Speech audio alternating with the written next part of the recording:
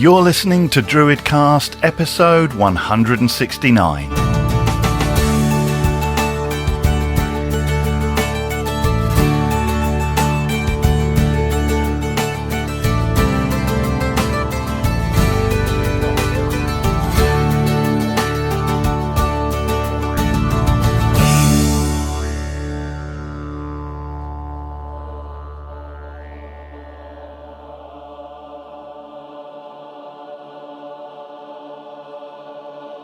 Shadows descend across this ancient timeless place of standing stone, stirring deep, hidden memories of a time when old and now forgotten gods trod these ancient paths.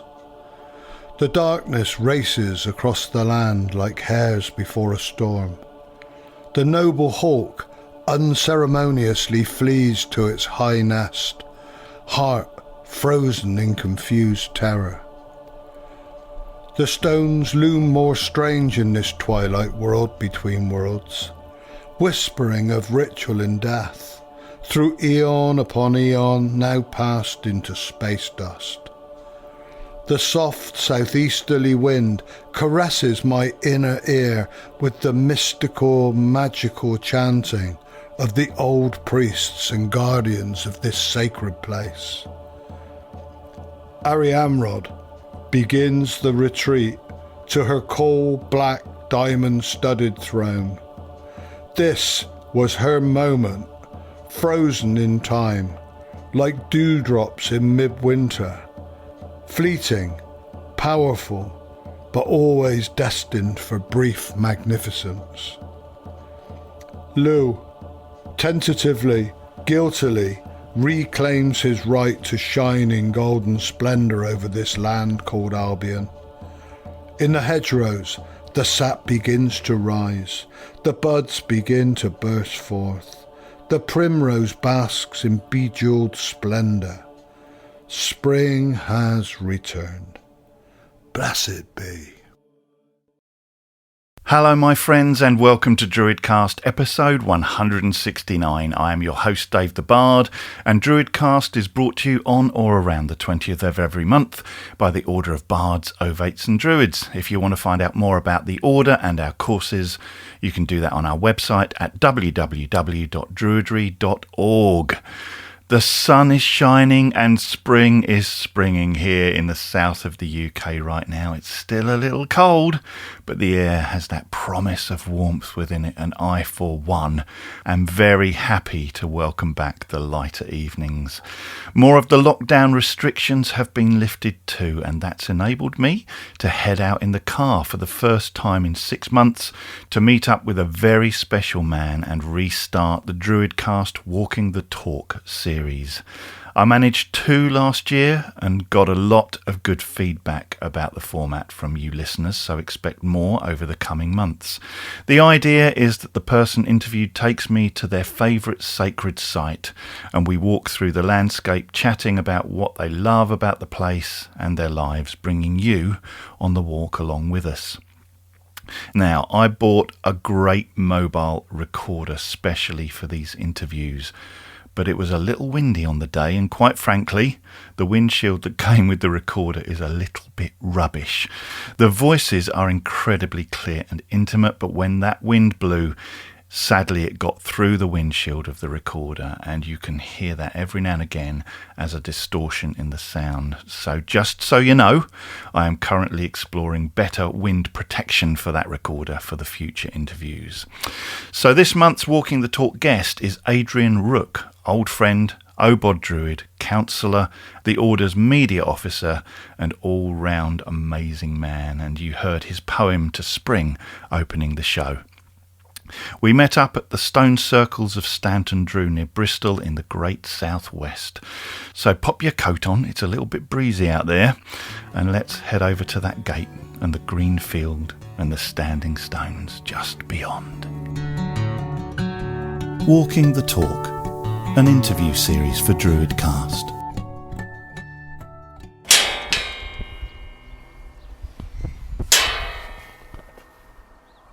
So we've arrived. Where have you brought me, Adrian? Well, Dave, I've brought you today to Stanton Drew, Stanton Drew Stone Circle, which is roughly about 5 miles outside of Bristol. From, probably less than that from where I live. It's a 10-minute drive. Yeah.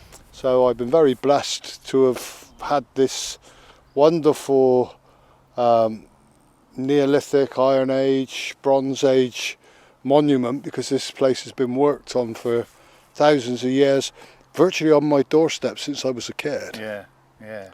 So we're standing in this is podcast, so people can't see this. Yeah. So we're standing in a green field in a valley surrounded by hills. The field itself seems to be surrounded on some sides by a river. I can see a river going down to the left here, and in the field is just this absolutely immense stone circle. Some of the stones have fallen, and some of them are standing up. It's huge. I've heard this is the second biggest stone circle in Britain. Is that right? It's the second largest site outside of Avebury. Right. Okay. Obviously Stonehenge is more compact and slightly more astonishing in its construction, but this is I think this main circle is 160 yards across. Right. So it's quite remarkable. I mean, if we just carry on having a walk, Stonehenge, everyone knows Stonehenge, don't they? And to be honest, most people know Avebury. It's got a massive car park. I went there last year, and I couldn't even park the amount of people that were there. Yeah. And that was during the pandemic. And you come here, and it's like on a farm, and there are 4 parking spaces, and it's the second largest stone circle in the whole of the United Kingdom. Are we letting too many people into your little secret here? Well, it has been a wonderful little secret, Dave, and of course, it is what it is, and one wouldn't want to deprive people of the opportunity of experiencing this place, because I certainly, for one, believe it's very, very special. Yeah. That said, it has had a cloak of invisibility over it for a long time. Yeah, I bet it has, and it continues to do so. I think, a lot of people, particularly overseas, if you were to stay Stanton Drew, they wouldn't even know, they wouldn't have heard of it. No. Avebury and Stonehenge certainly, but not this place. I've had the pleasure of bringing quite a few O-bodies that have come to stay with me over here. And there's, there's probably about, 9 people here. Some of them sitting on the stone, sitting beside the stones there. There's family walking around, but it's very. So just by one of the big stones here. I always call this the Guardian Stone. Okay, well let's go and meet the Guardian Stone. Specifically because it's the closest one to the path. Yeah. If you came in a different direction, it wouldn't be the Guardian Stone. Yeah. But I've built up a relationship with this during my lifetime, and I always like to just say hi on the way. We can do that then.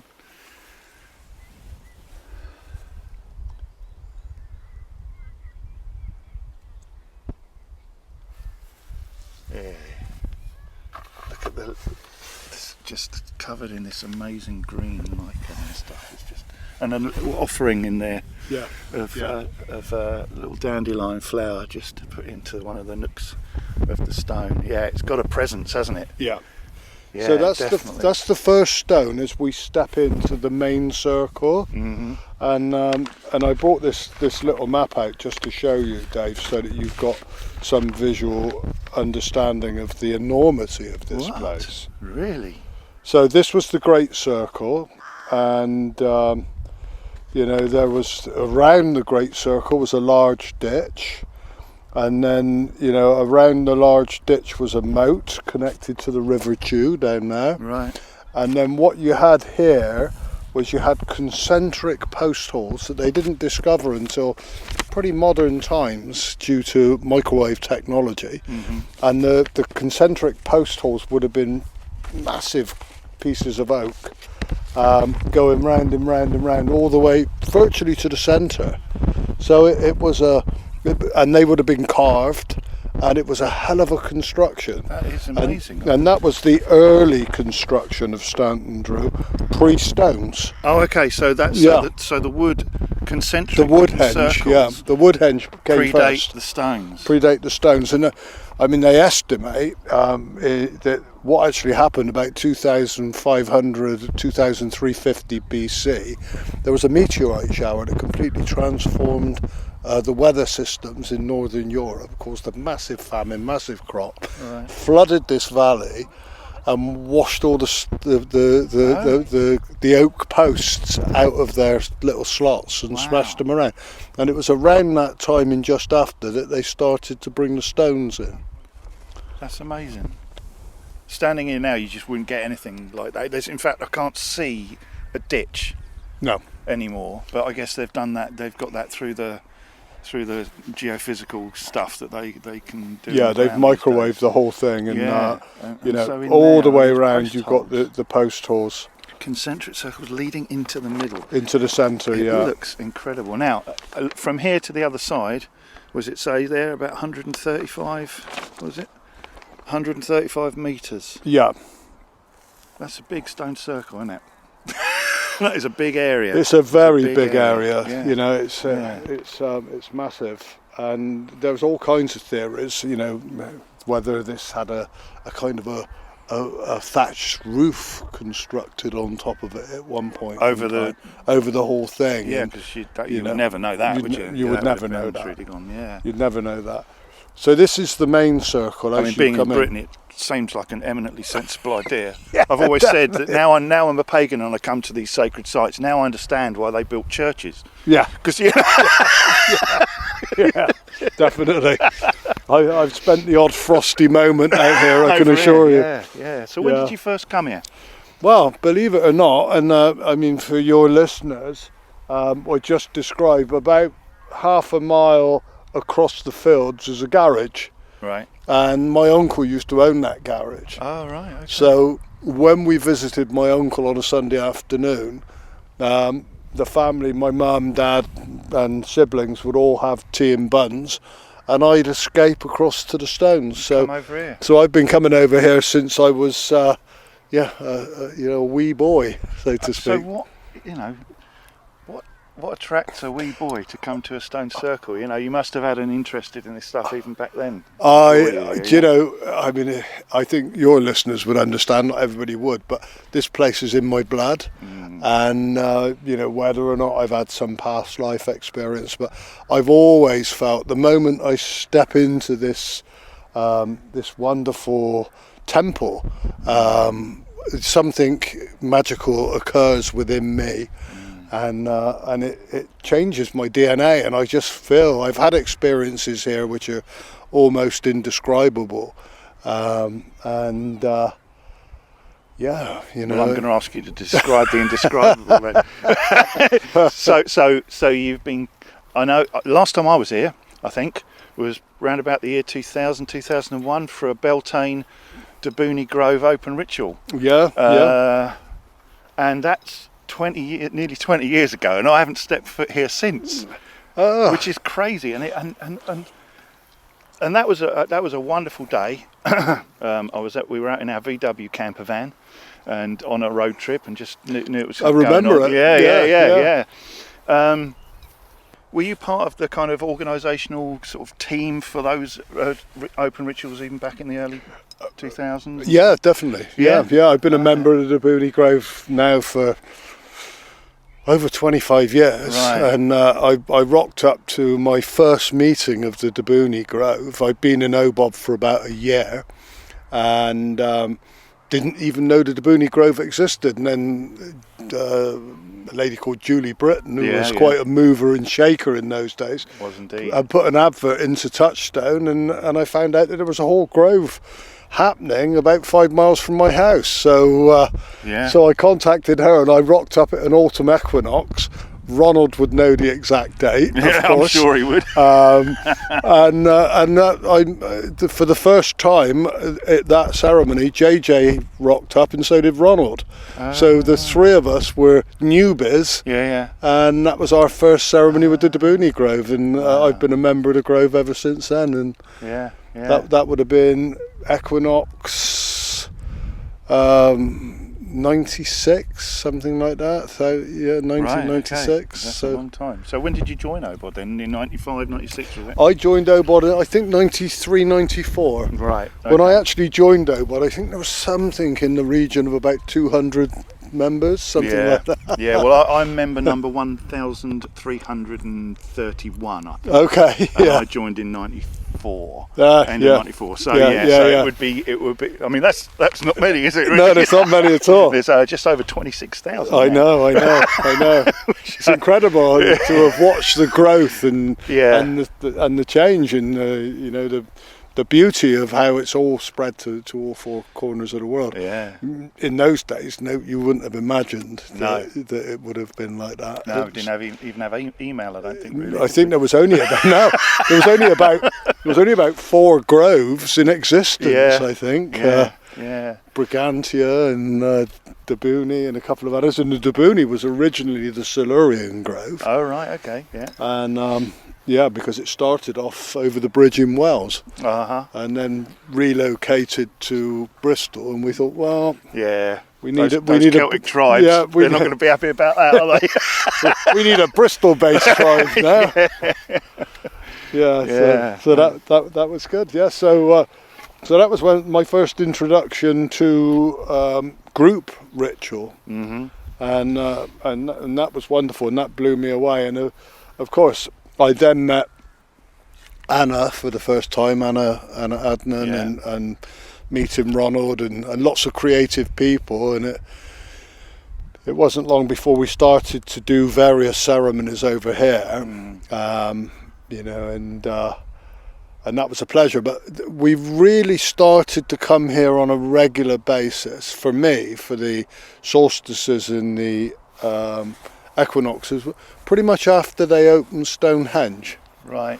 Yeah. And we were, of course, there was a right process took place to open the stones to everyone. It was strange to think in those days that, and we'd been asked to do it. It wasn't being elitist. We'd been asked to represent Druidry, and there was a couple of coach loads of Druids of various shapes, sizes, hues and colours, all bust into the stones. Into Stonehenge. I remember that day, because we were at a camp, an OBOD camp, close by in Glastonbury at the time. And I remember Matt McCabe getting up earlier that morning, because he was one of the ones that went along on that first kind of like, okay, we'll tentatively try this out kind of thing. And it was bizarre, because you also had, whilst you had a ring of security guards, and we're trying to honour the land and honour the season and the time for everybody, not just for us in the circle,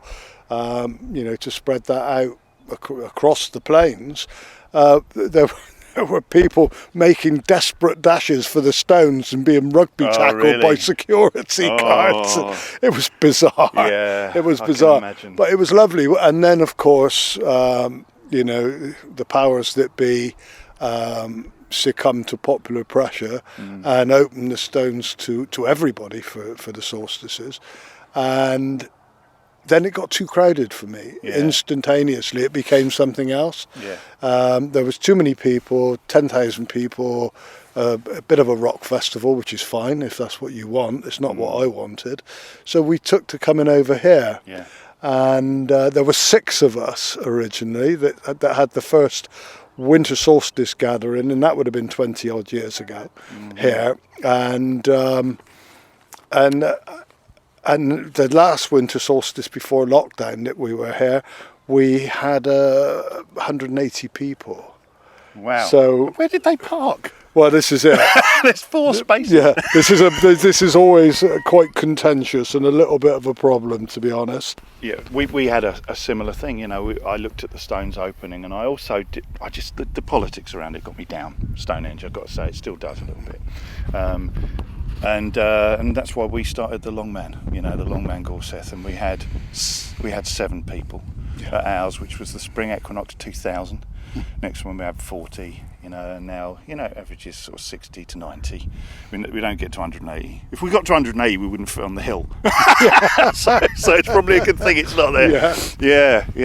So when you do the open rituals, when you've got that amount of people, do you do it here in the main big circle? No, I always use this. This is the northeastern circle. Oh, okay. And because there's 3 here, isn't there? There's 3 circles. Yeah. Oh, right. Okay. There's the small northeast circle over there. Yeah. There's the big circle, the large circle, which we're stood in now. And if you look just over the brow there, into the field, go through the first gate, through the second gate by the fence, and that's the southwest circle. All right.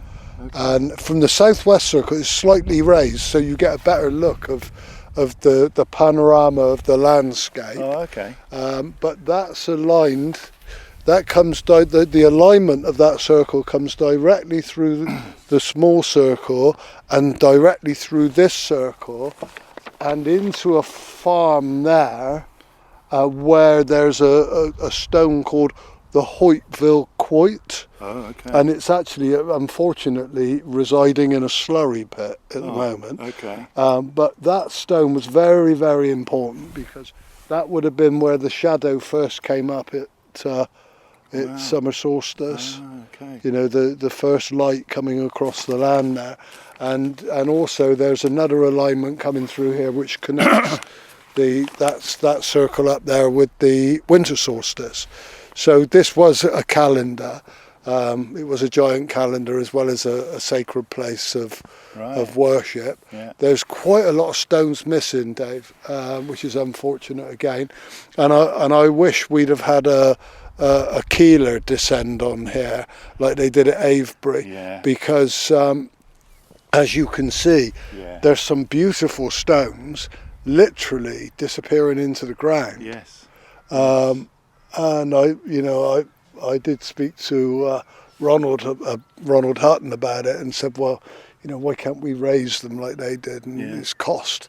Is that all it is? There's kind of like... I think cost, and also there seems to be a modern day archaeological benchmark of you don't interfere so much with the course, which is I find quite strange because Avebury would be nowhere near as powerful if it wasn't for the stones that have been stood up again and rescued from being under the ground.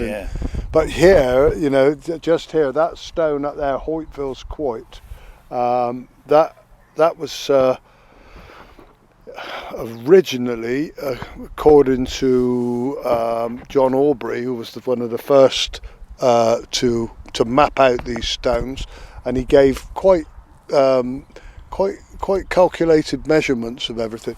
It's now about a quarter of the size of what it was in the 1600s. So it's kind of sinking into. Well, no, it's been chipped away. It's been chipped away for foundations of the buildings, for foundations of the farm, but also the main road going along there. Oh, right. Wow. So they would come and smash off bits and use it for the roadworks. Also, if you look on the horizon there, Dave, see the peak, the mound? Yes. That's called Mason Hall, and that's a man-made mound. Oh. And that, due to the fact that lockdown has obviously prevented us from being on the land over the last period of time, on this particular land, I've gone up there for the last few. We were up there for spring equinox. We were up there for Imbolc. We were up there for winter solstice.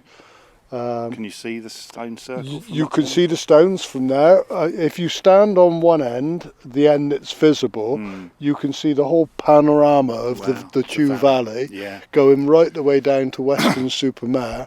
And those hills there, the other side of those hills is Bath. Oh, right. Okay. So, but if you walk along Mason Hall Tump to the other side, which is slightly obscured by those trees, you have the whole view of Bristol in a basin. Wow.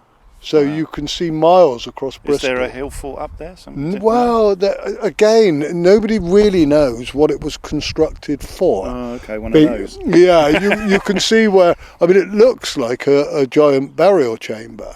And it's certainly man-made, 80-foot long, It's obviously 30 big. foot high. Yeah. So, you know, the effort that went into making it would have been phenomenal. Yeah. And you can see on the side where some farmer at some point or another has thought maybe there might be a golden chariot buried in the side here. Okay, and he's drove his tractor in. But, you know, as of yet, they haven't found anything to indicate exactly what it is. Yeah. Silbury Hill mystery. Silbury Hill mystery, yeah. But it would have been a wonderful viewpoint, both for both heading east into Bristol that way, or northeast, and then also seeing all the way across here. Yeah. So it would have been panoramically very special, particularly on a ritual time. Yeah. You know, if you did something up there, people would be able to see it for miles, and then, you know, the whole thing goes on. And what we're actually witnessing here now, that there were avenues going off in that direction and that direction, and an assumption based on fact, probably, that there would have been stones up on the horizon there, which would have indicated various parts of the astronomical calendar. Yeah. But of course, so much of this has been chipped away and chopped down, and because of course, being in a valley, it's going to take quite a while for the sun to reach the top of the hill. I mean, the sun over the other side of the hill, the sun would have already risen. So if this was aligned to sunrises, it's actually an odd place. It's an odd place to put a stone circle that is aligned with the sunrise. Really. Yeah. But anyway, let's go and have a walk to the northern place where you do your ritual. Okay. Yeah? Brilliant.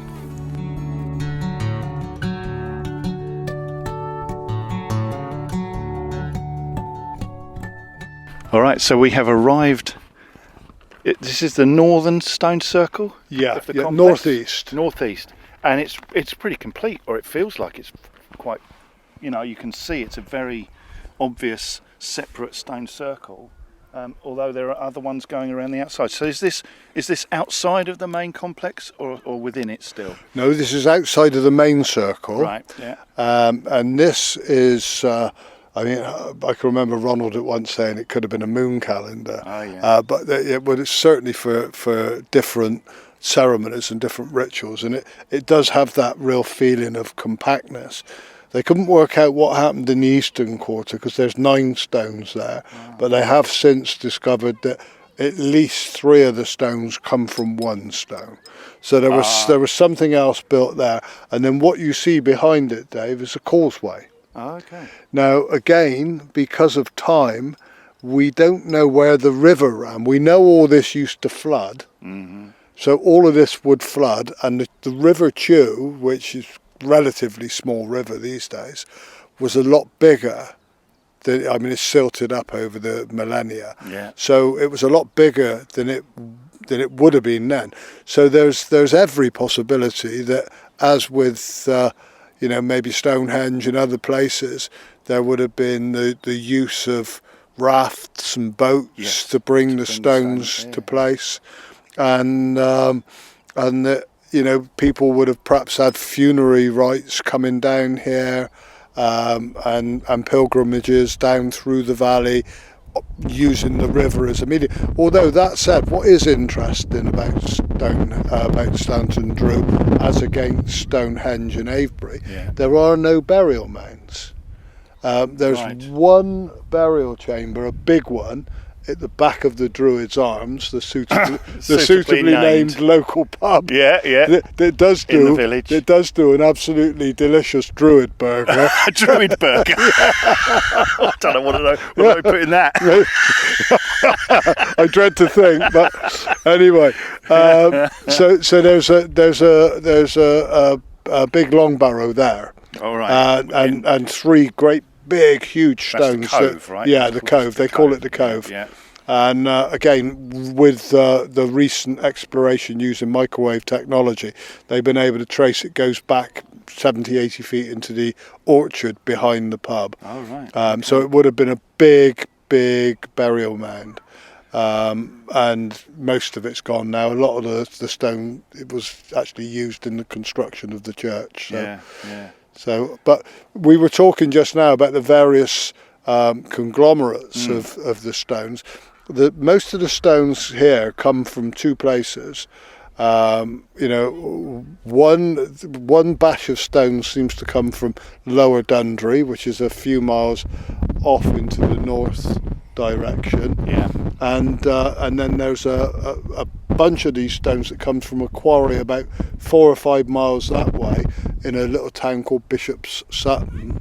But when we spoke about Hoytville's quoit earlier on, and that was named after Sir Hoytville, who was a crusader, and when when he came back from the Crusades, he was rewarded by, I think it was King Richard, so the quoit was named after him. But that stone is actually made and constructed from the same stone as the Avebury stones. So that stone would have been brought all the way here from the Marlborough Downs, which would have been quite a feat. And bearing in mind that the original stone was huge. That, and then the village behind is called Norton Mall Reward, which and Sir Hoytville named that as the town of Small Reward. He was suitably unimpressed with what King Richard chose to bestow upon him.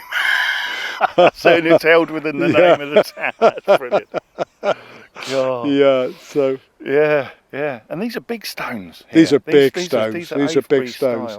They've all got iron ore and minerals in them, so they're powerfully magnetic. Like I said, that's a walkway going down there. And when we used to have and sometimes we still do if we have big ceremonies out here, we used to start under an old elm tree there, which is obviously gone and died.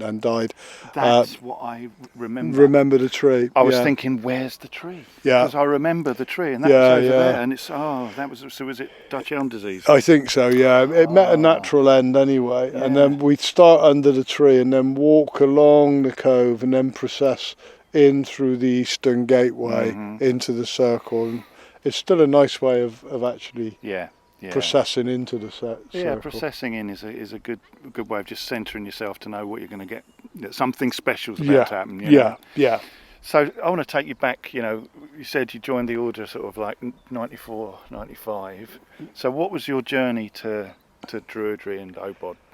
Wow, my journey to Druidry and Obod. Gosh, that's a big one.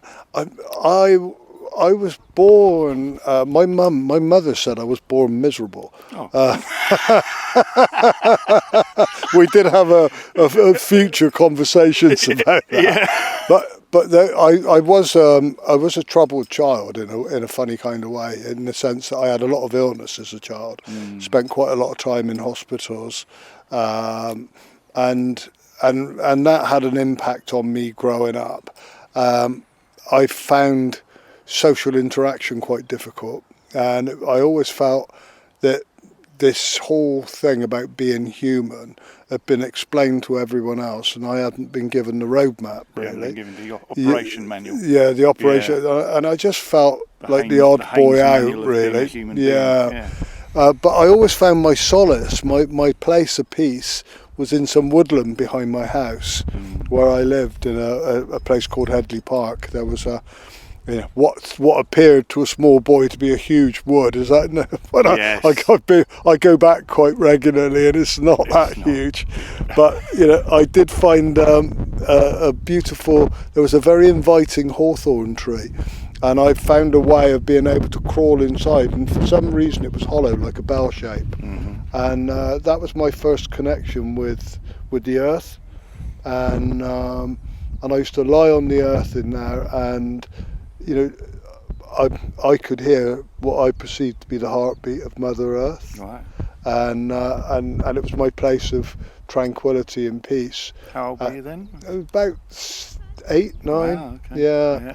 And I used to go round the street, a weird kid really. I used to go round the streets scraping up dead things, and then take them down and bury them in this place so that they had some respect. All right, which is kind of weird. Still doing it though. Yeah, I know. Not a lot changes, does it? No, some habits die hard. Yeah.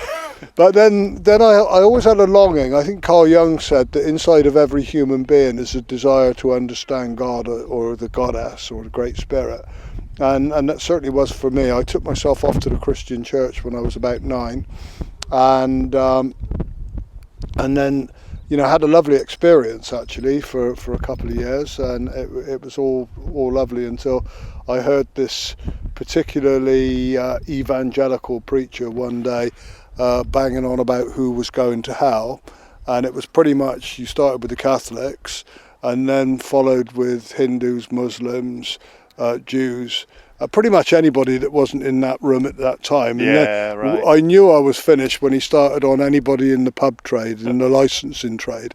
And I thought, well, that's me dad gone, me mum gone, me granddad, all my uncles, everybody I know is doomed. Yeah. So I actually stood up and said, this is crap, and walked out, and I never went back. Oh, yeah. And I was about 11, 12 at the time.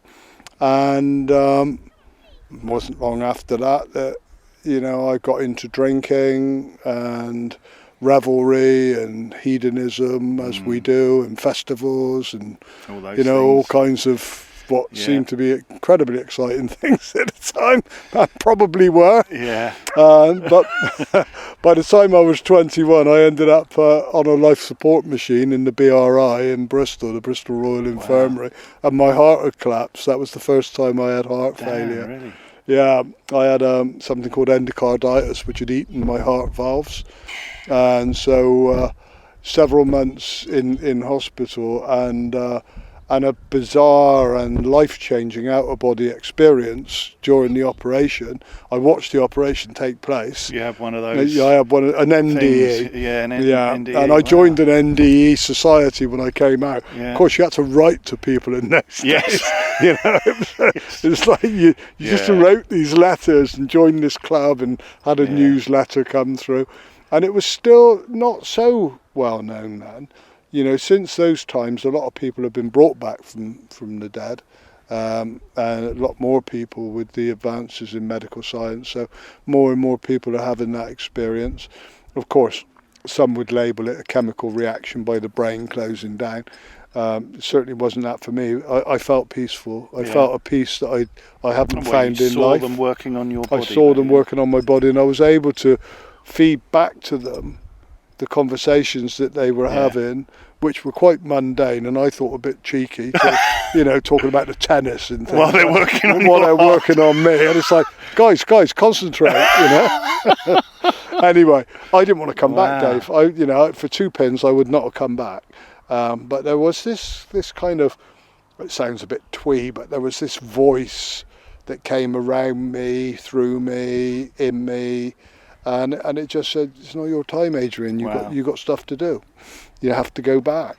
So was it that sense of peace that you were feeling, was just like, no, this is really, I don't want to stop this? Or it was a sense of peace which I hadn't experienced much of during my incarnation as a human being to that point, but also it was a sense of connectedness. And it was like, for that moment, you were everything, and everything was you.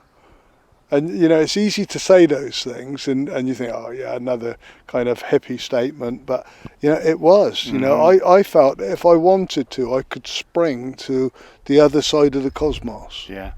And it was just it was awesome, really. And I mean, at the time, it seemed like my life had come to an end. They told me I couldn't drink anymore, I couldn't take drugs, I couldn't do this, couldn't do that. I had to give up karate, rugby, all the things that I did. But I wouldn't change it for the world now, because it put me on an understanding and a path that, the only thing to fear about death is not living your life. What a beautiful thing to say. That's it. It's like, so.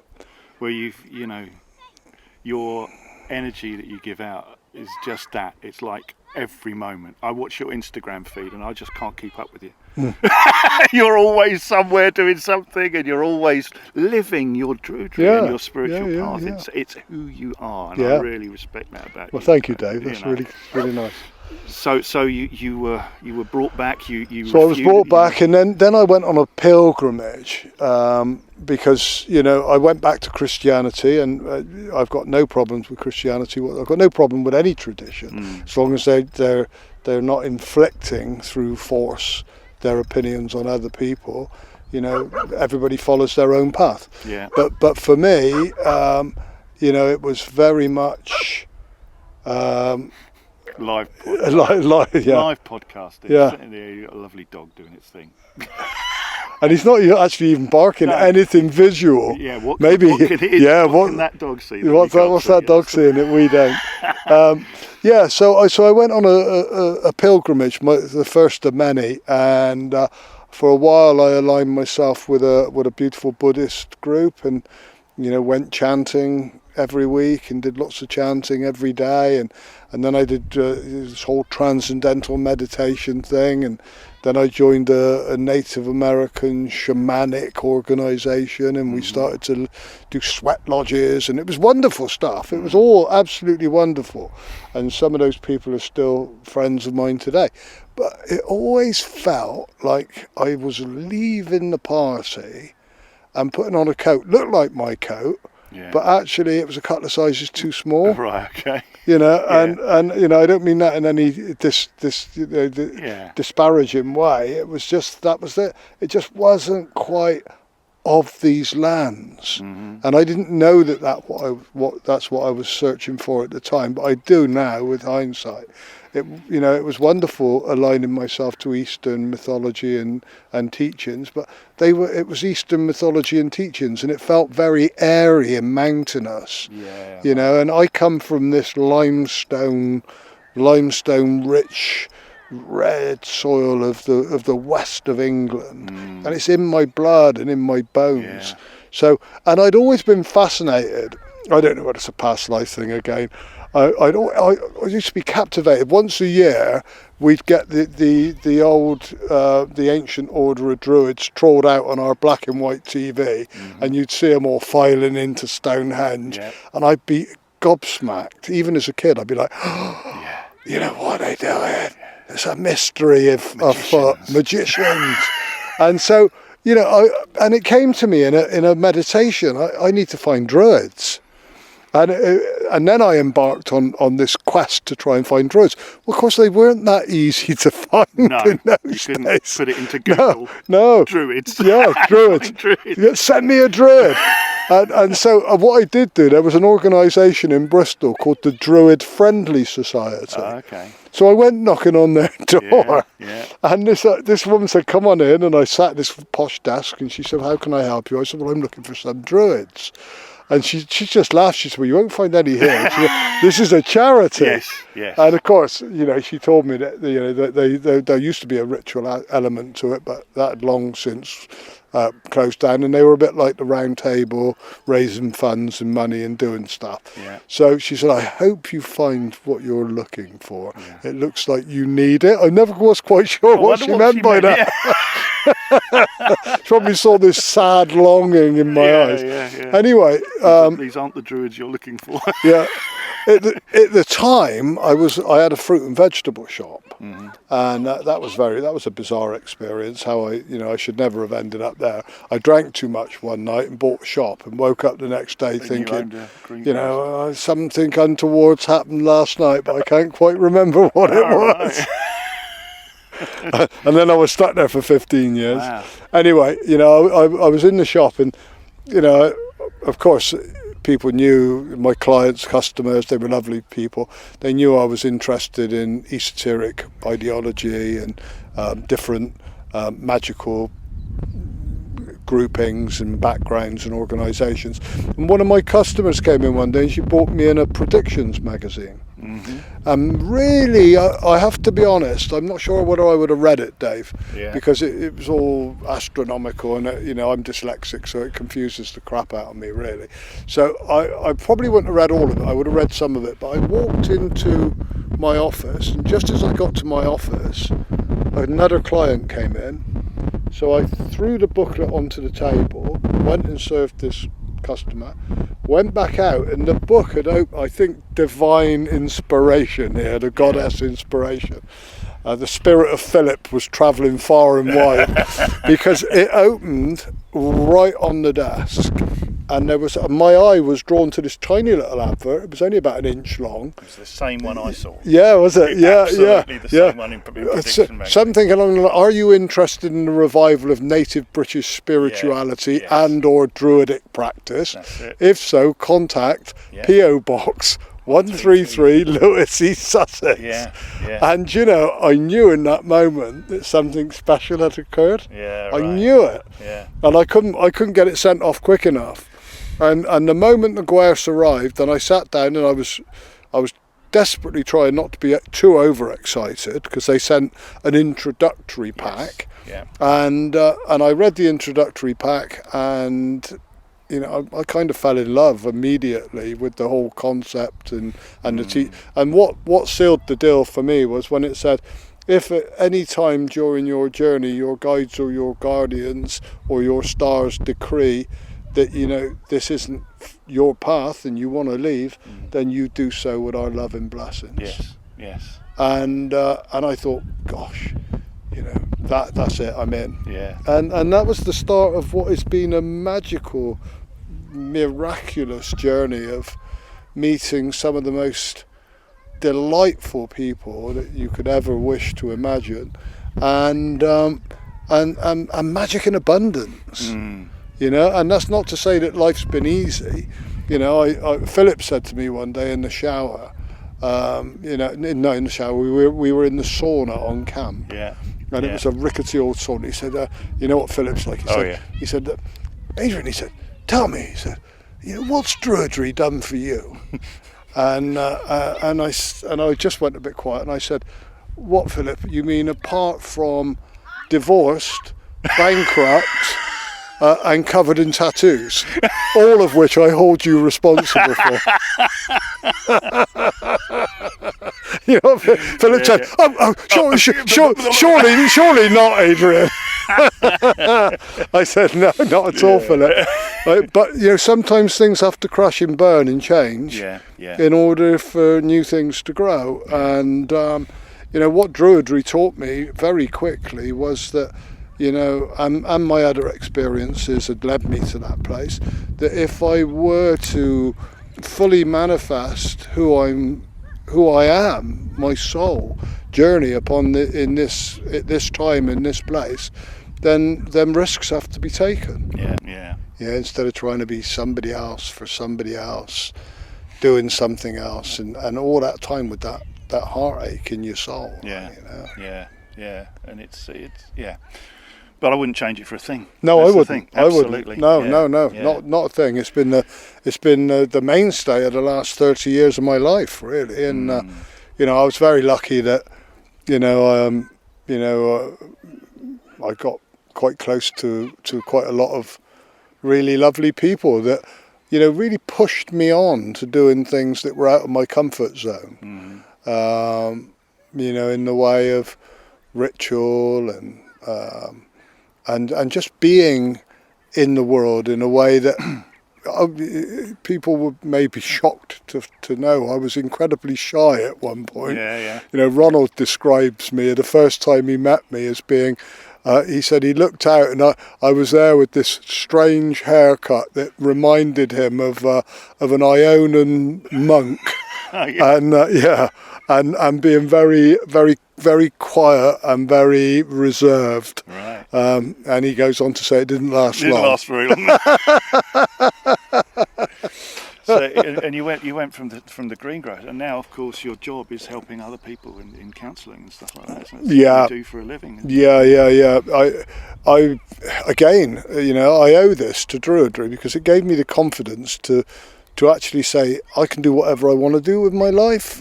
I just need to do it. I need to put the footwork in, and if I start here and I start small and I do the best I can just for today and keep it in the day, then things will change, doors will open, and they did. And I did a massage course and an aromatherapy course because, I'd always saw myself as a kind of a Merlin-esque tinkerer of elixirs and potions.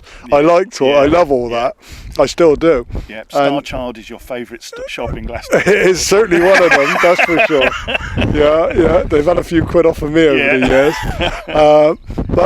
So I started off doing that, and then I found that, massage, physical connection, can bring up a lot of inner emotional stuff that's been pushed down. So I started to do a couple of counselling courses, but just to be able to hold that space. I also trained with the National Federation of Spiritual Healers, and I did Reiki and lots of other stuff.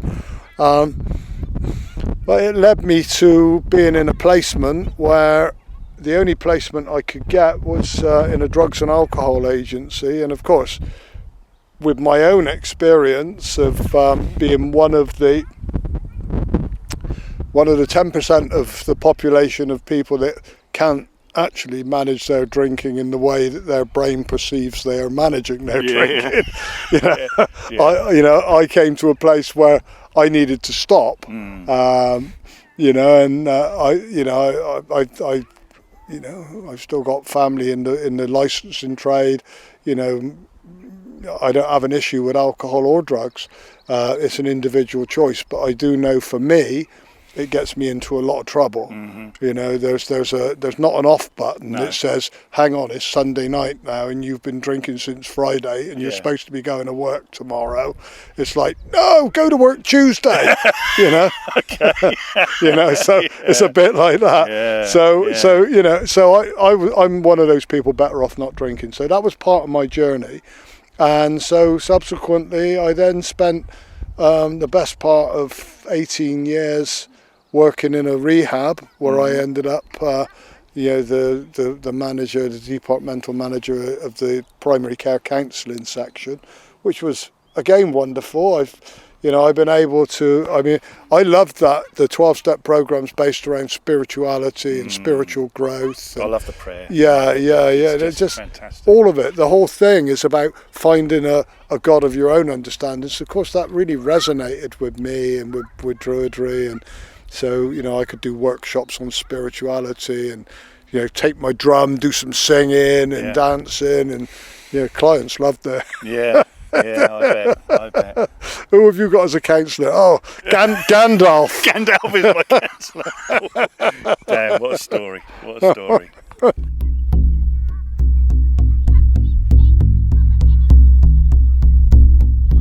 Hey ho, brighter grow the days. Now the sun god returns to warm our lands. See the trees are greening, hear the songbirds singing. Hey ho, brighter grow the days. Now... So walking away from the northern circle and back into this huge main circle in the centre, have you got any particular ritual memories from this place over the years? I've got enough memories, Dave, to fill about 40 podcasts. Right. But I will choose just one or two. This place has been an integral part of my ritual Druid spiritual life over the last 30 years, but it was a part of my life before that. So there's been amazing things here. I've done initiations, ham fastings, funerals, wandered round here with crystal skulls and a load of people from Tibet. And aliens? Quite possibly. It's an awesome place, and it draws awesome people. But one particular, one of the first Imbolc ceremonies we ever did out here, I think comes to mind, and it was a little bit precarious when we were planning the ritual, but we decided that we'd give it a go, and everybody was going to light a candle from the central candle and hold their candle, and it was going to be lovely, and it was indicative of the return of the light of Bridget, and so on and so on. And so on. So, of course, the wind's blowing a gale, and the trees are going, and it had been raining, but the rain had stopped. And candles outside. Yeah. Oh. Well, we just thought, to hell with it. Let's go with it. Yeah. So what I said was, if your candle goes straight out, it's okay. It's symbolic. Yes. And go with it. But we'll do it anyway. There was only about 50 people here. And so the candle bearers and the holder of the central candle all went round, and I watched people lighting their candles, and then they were holding them, and the candles were staying alight. And I suddenly looked around and I realised that actually the wind had stopped. It wasn't blowing. But then I looked to my right, to the tree line, which is only a couple of 100 yards away, and the trees were going... being blown and buffeted by this very strong wind.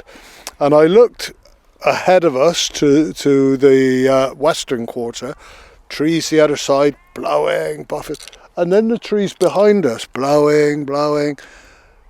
The wind was whipping around the stones everywhere except for our little circle. And it was like there was a complete bubble of peace. And everybody in that circle stood there, and we were all looking at each other as though to say, how is this happening?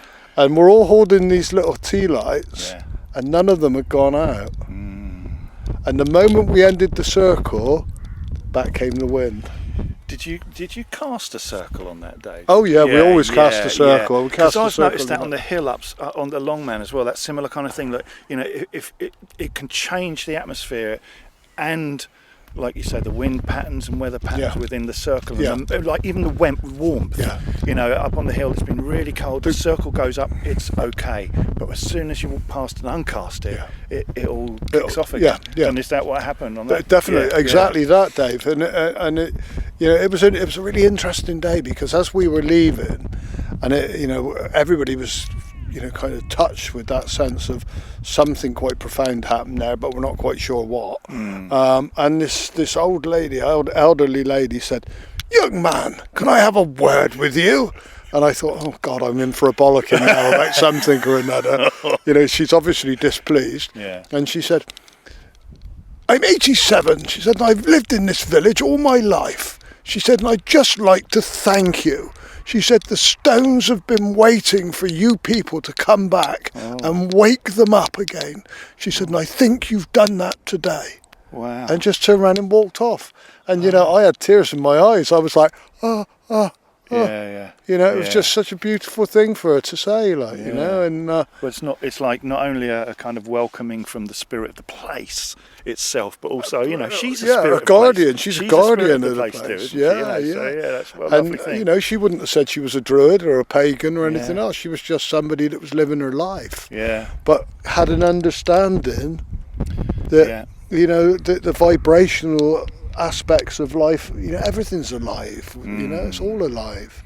And I'm convinced that one day scientists will tune some machine and it will go boom, and they'll pick up magic waves. And they won't call them magic waves, but they'll go, "Oh, what's that?" And like it's like those are the waves and things that we've all been working with for centuries.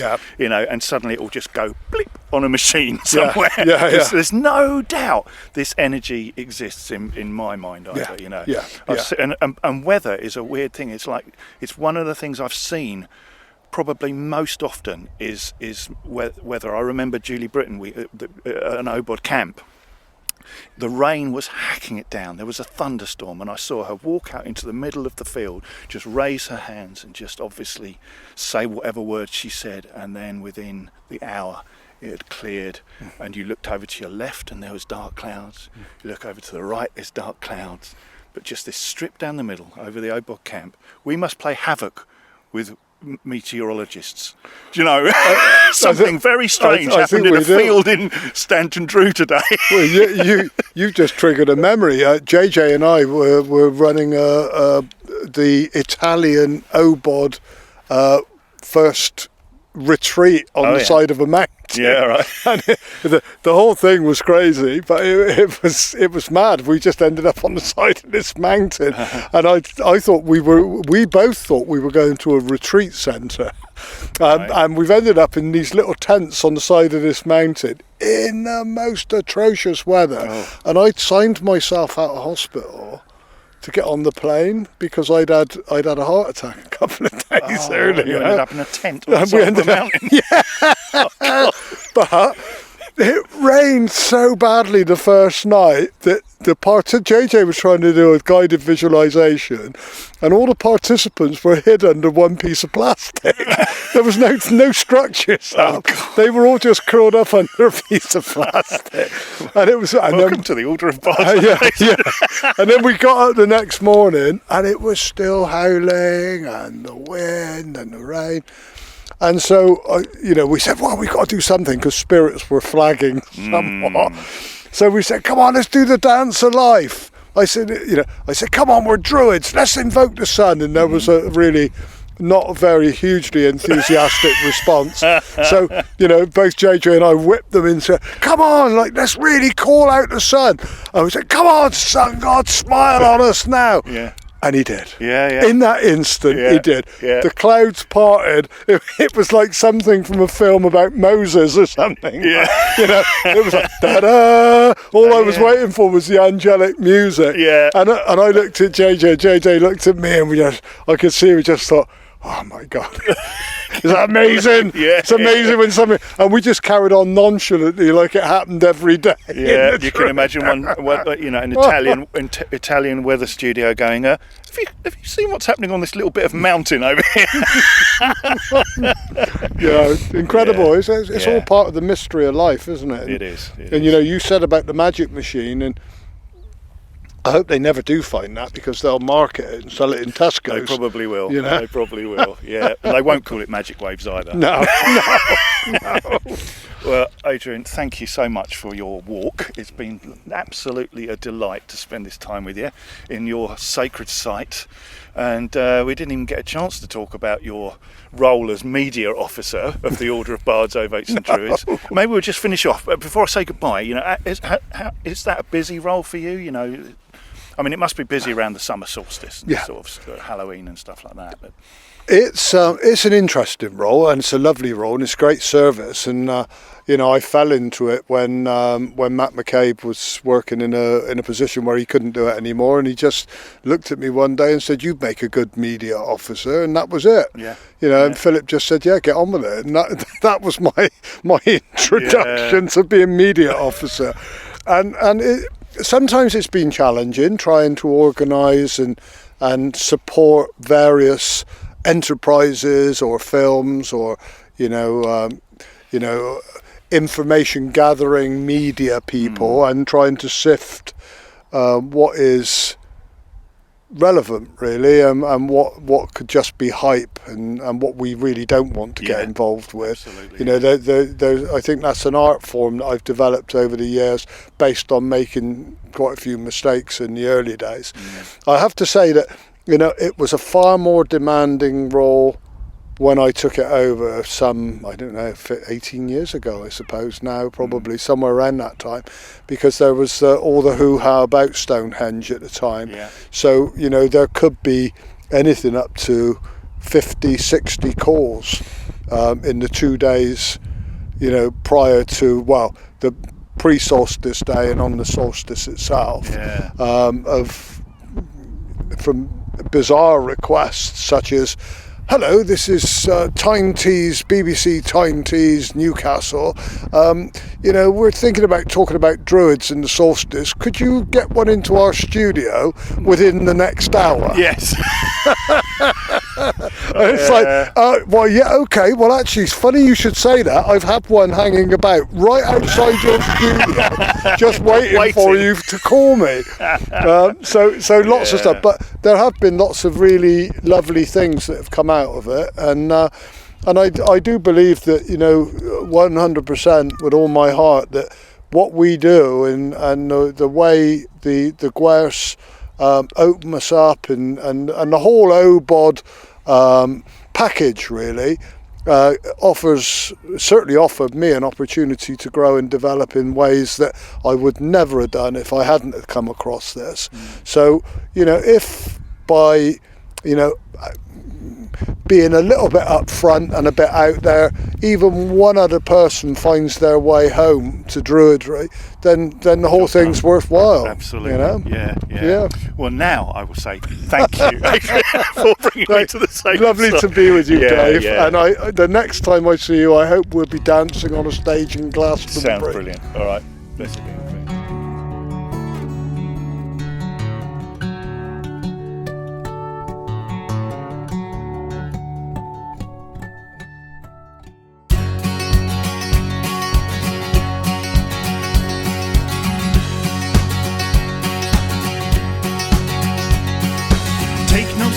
To wear the horn was the crest when you were born. Your father's father wore it, and your father wore it too.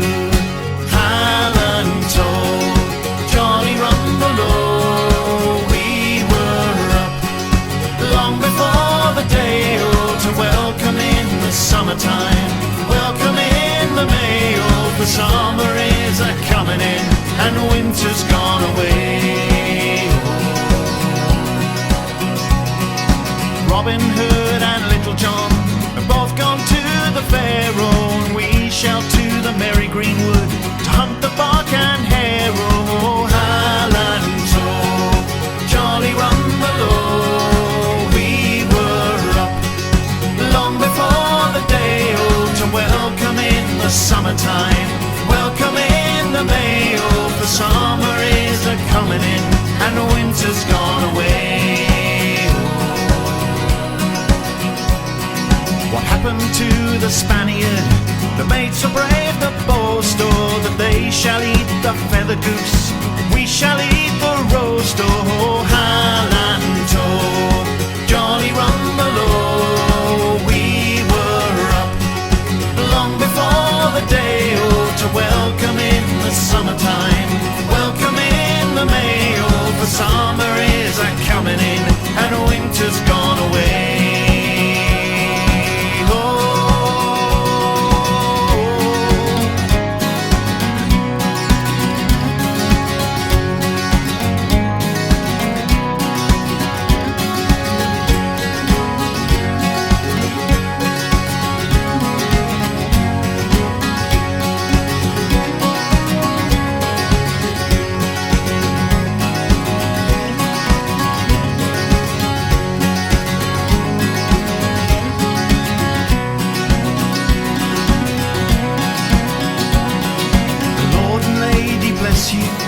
With all their power and might, and send their peace upon us, bring peace by day and night. Oh, Hallanto, jolly rumbelow, we were up long before the day to welcome in the summertime, welcome in the May.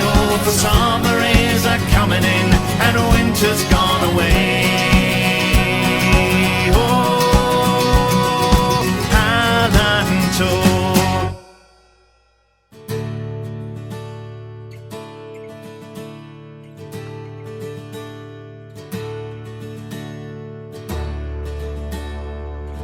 It was so good to get back outside and have what felt like a pretty normal day, walking and chatting at such an amazing place. And there will be more walking and talk chats in the future episodes of DruidCast. After the interview, you heard my version of the classic song Hallanto from Tales from the Crowman, a song sung through the streets of Helston in Cornwall to welcome in the summer on the 8th of May. And if you like that song and you want to find out more about my music, you can do that on my website at paganmusic.co.uk. This Saturday, 24th of April at 8 p.m. UK time, I'll be going live on my Facebook page and YouTube channel for another Dave the Bard house concert, so do join me if you are free. And the Order is also holding its online Beltane ritual, streamed on the Order's Facebook page and YouTube channel on Saturday the 1st of May at 7 p.m. UK time. But my friends, this music means we are approaching the end of the show. But before I go, let's have the results of last month's competition. The prize was a hardback copy of the novel by Christopher Gorman called Rise of the Guardians, a fabulous eco-magical story set in 2103 as a wizard is born to help aid Mother Nature herself. The question I asked was, in the show I played a song from the band Master Sword, and I mentioned that their songs are based on a famous Nintendo video game. What is the name of that video game? Well, the answer is The Legend of Zelda, and the first name drawn from the hat and winner of that great book is Lucy Greenwood from Kidderminster. Congratulations, Lucy. That book will be with you very soon. I have another amazing prize this month. It is the 10th anniversary edition of The Tarot of the Trees by Dana O'Driscoll, along with the illustrated book that accompanies the set. What a prize. They are really, really special, and one of you will be the lucky winner. To enter the draw, you just need to answer this question. In the Rider-Waite-Smith Tarot system, what suit represents water? In the Rider-Waite-Smith Tarot system, which suit represents water? Email your answer along with your full postal address to podcast@druidry.org, and one of you will win that fabulous card set and book. So, episode 169 draws to a close. I'll see you again next month for DruidCast episode 170. Have an amazing Beltane if you are here in the Northern Hemisphere, and a blessed Samhain to all of you down under. And I wish you all, wherever you are, as ever, peace and blessed be. Goodbye.